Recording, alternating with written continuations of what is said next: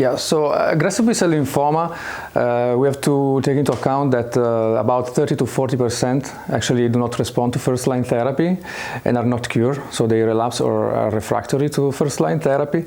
And this specific group of patients has a different biology as compared to patients that are actually cured by first-line chemoimmunotherapy. And for example, they have enrichment in genomic alteration of the G1S checkpoint, like TP53 mutation, deletion. They have a metabolic rewiring. They also immunologic rewiring with the activation of immune escape mechanism.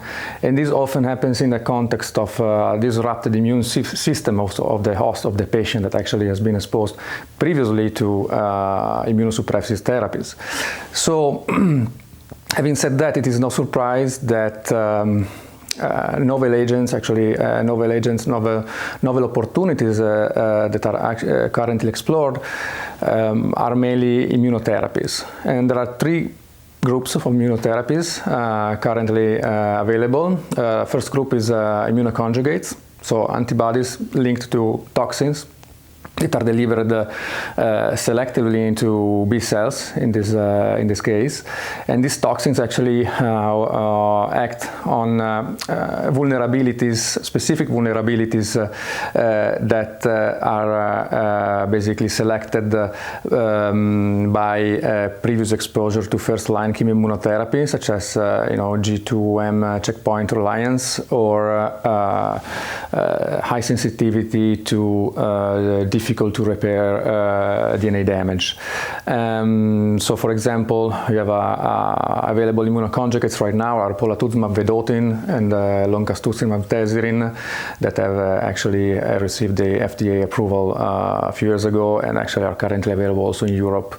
And second, we have what I call the enhanced immunotherapy, so bispecific antibodies targeting CD19 or CD20 positive B cells and CD3 positive T cells. So we have few examples, glofitamab, epcoritamab, that are very, very effective. Actually, the results of these two bispecifics have been recently reported in EA and ASCO meetings in 2022.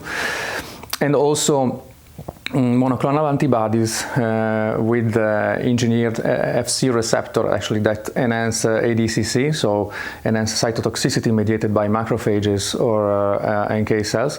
And of course, in the end, we have cell therapy, so CAR T cells and NK cell therapy.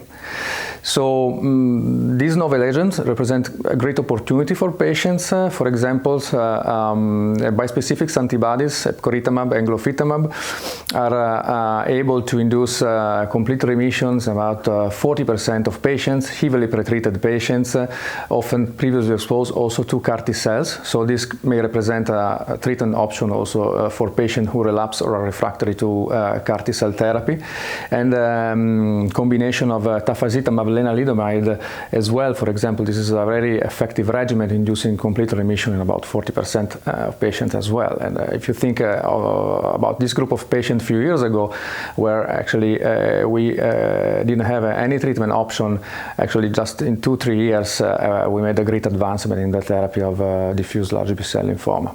And the future will be combining these different agents in multi-drug immunotherapy-based regimens.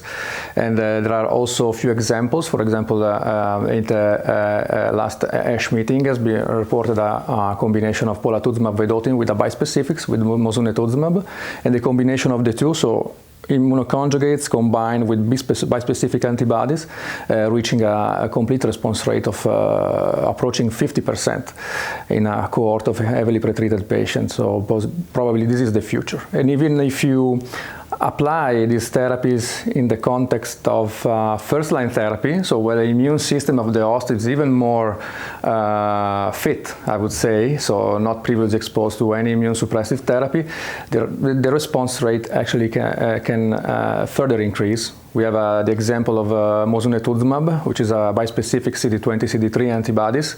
When you use in a third, fourth line of therapy, you can get 20 to 25% of CR. When you move it to first-line therapy, you get even 40% CR rate. So that clearly means that if your immune system is more fit, then you get greater response after treatment with these antibodies.